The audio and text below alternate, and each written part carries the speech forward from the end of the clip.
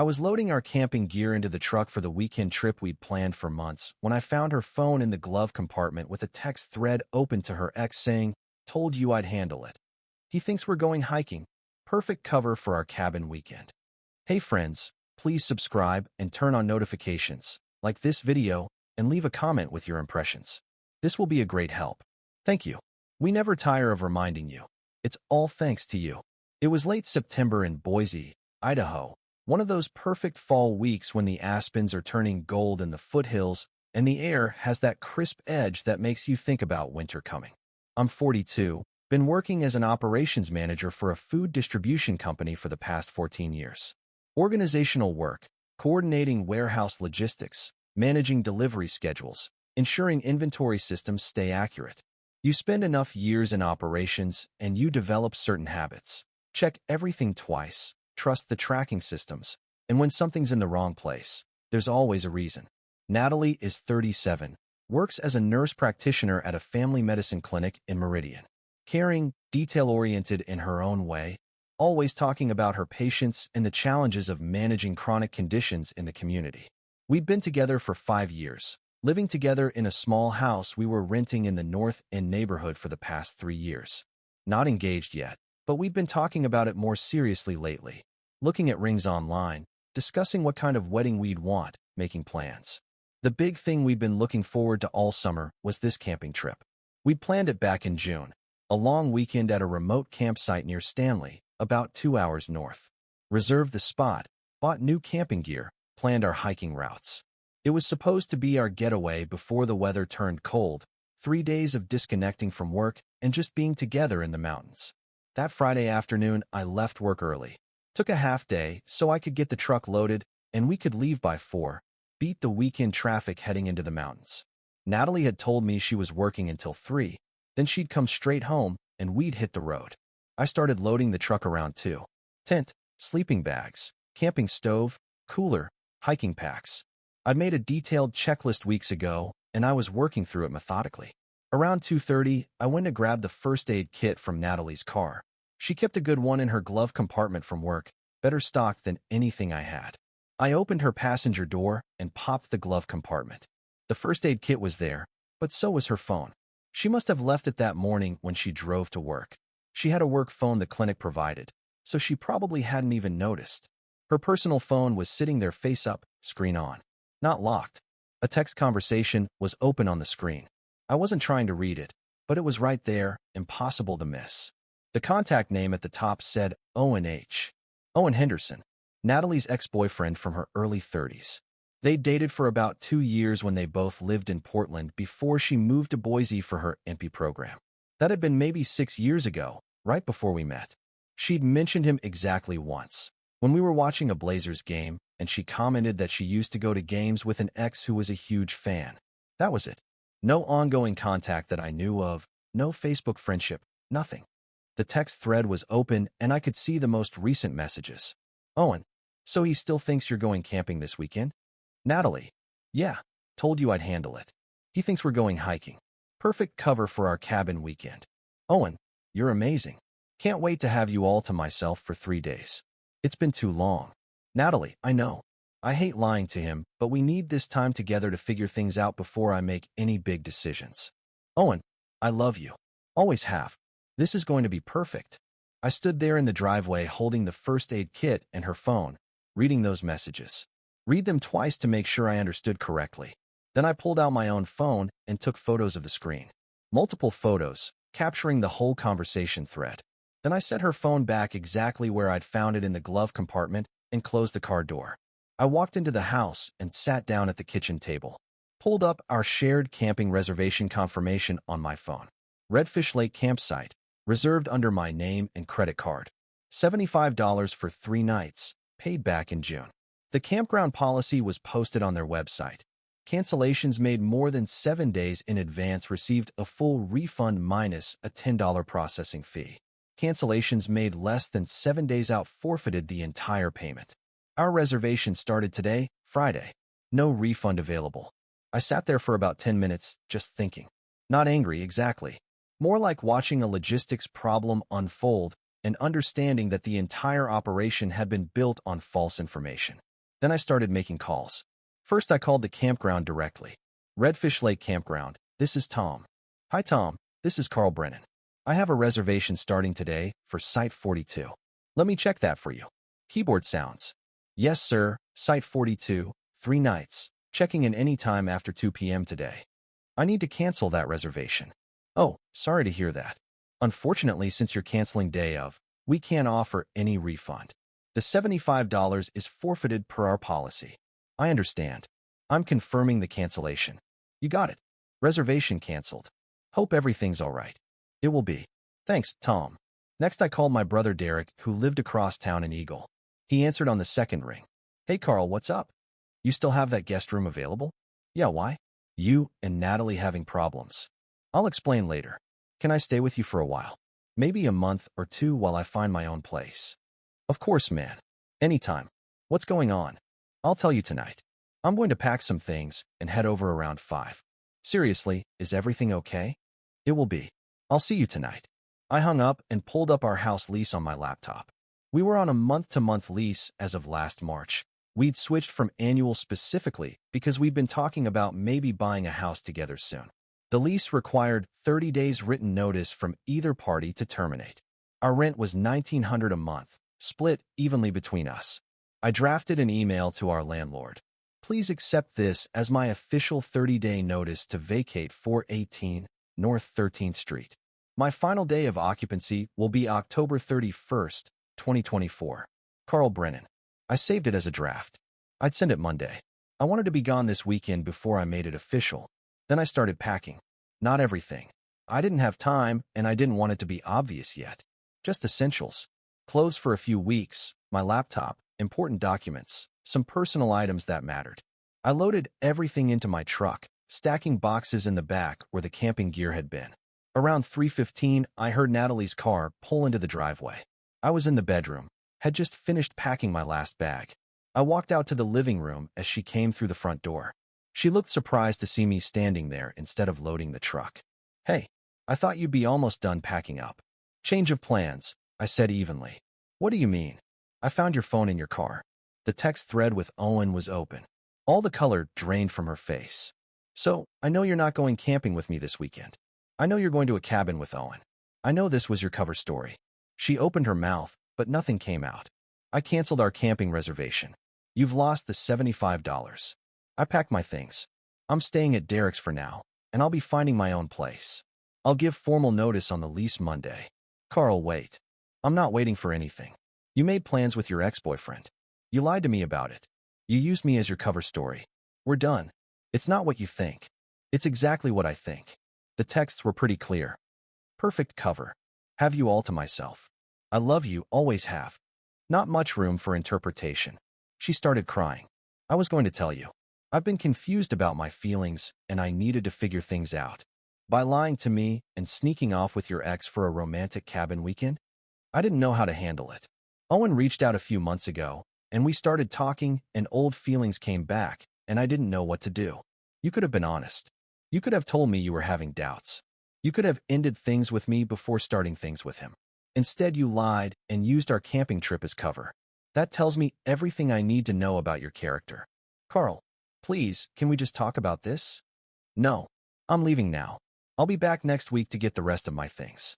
You can have the house through the end of October, then you'll need to make your own arrangements with the landlord. Where are you going? Not your concern anymore. Carl, I love you. I made a mistake, but I love you. You love the security I provide. You don't love me enough to be honest with me. There's a difference. I grabbed my last bag and walked to the door. She followed me, still crying, still trying to talk. Please don't do this. We can work through this. I'll cut contact with Owen. I'll do whatever you want. I don't want anything except to leave. Enjoy your cabin weekend. I got in my truck and drove to Derek's house. He met me in the driveway, helped me carry boxes inside without asking too many questions. His wife Monica made up the guest room, while Derek and I sat in his kitchen, and I explained what happened. Jesus, Derek said when I finished. She was really going to spend the weekend with him and pretend she was with you? That was the plan, apparently. What are you going to do? Already did it. Canceled the camping trip, packed my things, leaving the house. I'll find an apartment next week. You can stay here as long as you need. I appreciate that.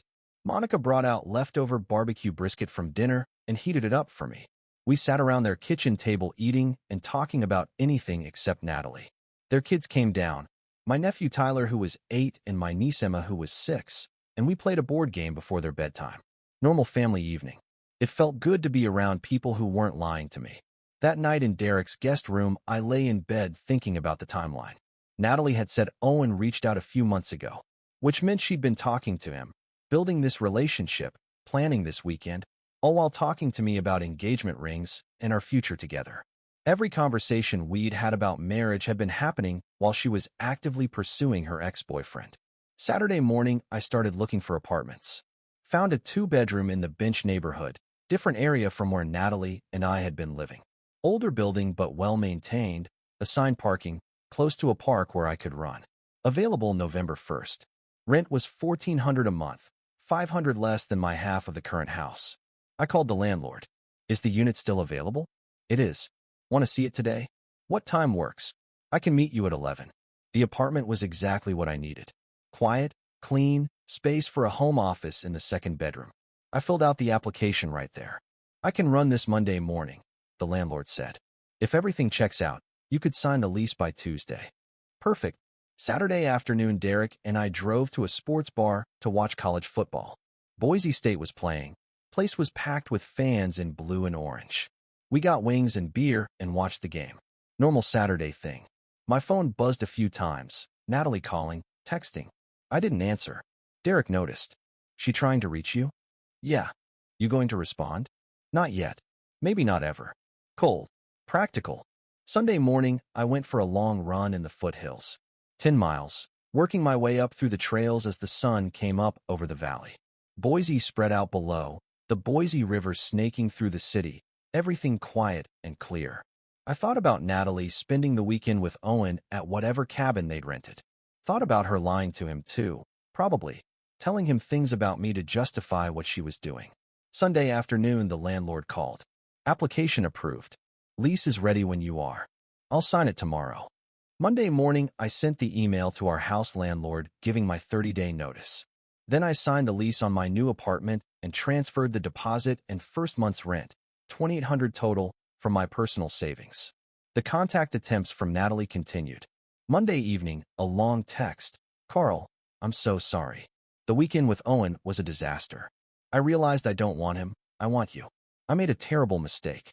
Please call me so we can talk. I didn't respond. Tuesday, she tried calling from an unknown number. Left a voicemail. Carl, please. I know you're angry, but we can work through this. I ended things with Owen. It's over with him. I choose you. Please just talk to me. I blocked the unknown number.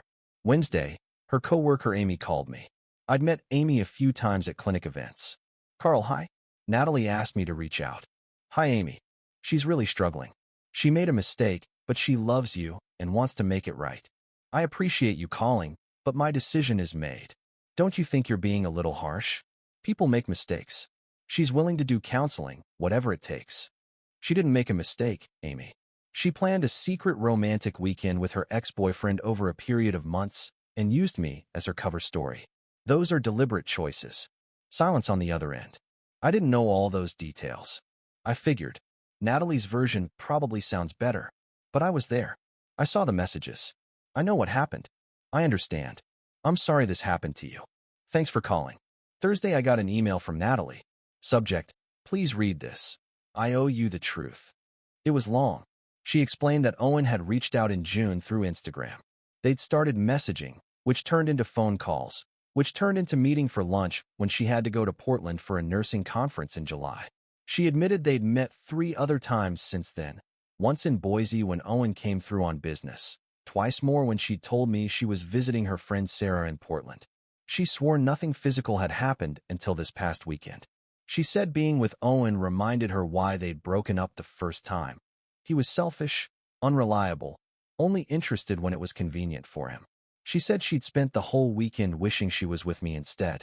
She was begging for another chance. I read it once, then set up a filter to send her emails to a folder I wouldn't check. Over the next 3 weeks, I moved out systematically. Went back to the house when Natalie was at work and packed everything that was mine. Furniture I'd brought to the relationship, kitchen equipment, books, my tools from the garage. I rented a U-Haul for the big stuff and moved it all to my new apartment with Derek's help. By late October, I was completely settled in the Bench neighborhood. The apartment felt right, quiet, organized mine. I started running a different route through the park near my new place. Joined a woodworking class at a community makerspace, something I'd always wanted to try. Started cooking more. Made Vietnamese pho from scratch one weekend, Greek moussaka another, recipes I'd been wanting to attempt but never had time for. Work stayed steady, which helped. We were moving into the busy season for food distribution, holiday ordering, inventory buildups, complicated logistics. The structure and precision of it felt grounding. Early November, I ran into Natalie's friend group at a brewery in the North End. I'd gone with some co-workers after work, and they were at a table across the room. Sarah, Amy, a few others. They saw me but didn't come over. About 20 minutes later, Amy walked past on her way to the restroom and stopped at our table. Hey, Carl. Hey, Amy. How are you? Good. Really good. I'm glad. She hesitated. I don't know if you heard, but Owen apparently has a girlfriend back in Portland. Had one the whole time. Natalie found out through social media about 2 weeks ago. She's pretty devastated. I absorbed that information. That's rough. He was using her. The whole thing was just, I don't know what he was doing. Playing games, I guess. People do that. Natalie's been asking about you. Wondering how you're doing. You can tell her I'm doing fine. She really regrets what happened. I'm sure she does. Amy nodded and headed to the restroom. I turned back to my coworkers and our conversation about weekend plans. I thought about what Amy had said while I walked home later that night. Owen had been in a relationship the whole time, using Natalie as a side option, probably lying to both of them. Natalie had destroyed our relationship for someone who was never actually available. She'd lost me, lost Owen, and ended up alone with the consequences of choosing deception over honesty. I didn't feel vindicated, just clear. Mid-November, I was at a Saturday farmer's market near my new apartment. They kept it going year-round in a covered pavilion, buying fresh bread and local honey when I heard my name. Carl. I turned. Natalie was standing there bundled up in a winter coat, looking smaller somehow. Tired. Her eyes were red like she'd been crying recently. Natalie. Hi. I didn't know you came here. I live close by now. This is my regular market. The Bench neighborhood, right? Amy mentioned she thought she saw you around here. Yeah. Silence stretched between us. Then she said, I heard about Owen, the girlfriend in Portland. Amy mentioned that. He was using me. The whole time. Everything he said was a lie. I'm sorry that happened. Are you? Yeah. Nobody deserves to be used like that. She nodded, tears starting. I threw away 5 years with you for 3 months of lies with him. I know how stupid that sounds. It was your choice to make. I know. And it was the wrong one. I see that now. She wiped at her eyes. Is there any possibility we could try again? I've been in therapy. I understand what I did and why it was so destructive. I'm different now. I'm glad therapy is helping you. But no, there's no possibility of us trying again. Because you can't forgive me? Because trust isn't something you rebuild after it's been deliberately destroyed like that. You didn't make one bad decision in a moment of weakness. You made hundreds of decisions over months. To message Owen, to meet him, to plan that weekend, to use me as your cover story. That pattern tells me who you are when you're tempted. And I'm not interested in being with someone who handles temptation that way. She was crying fully now. I understand. You're right. About all of it. I hope you find what you're looking for, Natalie. I genuinely do. But it's not going to be with me. You look good, Carl. Happy. I am. I'm glad. She started to walk away, then turned back. Thank you. For not being cruel about this. You could have been. Wouldn't have served any purpose. She nodded and walked toward the exit. I watched her go, shoulders hunched against the cold, moving slowly, then turned back to the honey vendor and bought 2 jars of wildflower honey and one of huckleberry. The market was warm despite the cold outside, heated by propane heaters scattered around the pavilion. Live acoustic music from a local folk duo. Families shopping together, couples sharing samples from the cheese vendor, everything comfortable and unhurried. I walked home through the neighborhood, carrying my market bag. The November air was sharp and clean, bare trees lining the streets, mountains visible in the distance with fresh snow on the peaks. My apartment was warm when I got there. I put away my market purchases and made myself lunch, fresh bread with the Greek honey I'd bought, some cheese, sliced apples. Spent the afternoon reading on my couch, Then met Derek and his family for dinner at a barbecue place they loved. His kids told me about their school week. Monica talked about her work at the library. Derek and I discussed plans to go skiing once the season really got started. Normal family dinner, no complications, no hidden agendas. I drove home that evening thinking about how different my life looked now versus 3 months ago. Different apartment, different routines, different sense of what I wanted from a relationship. Everything simpler, cleaner, more honest.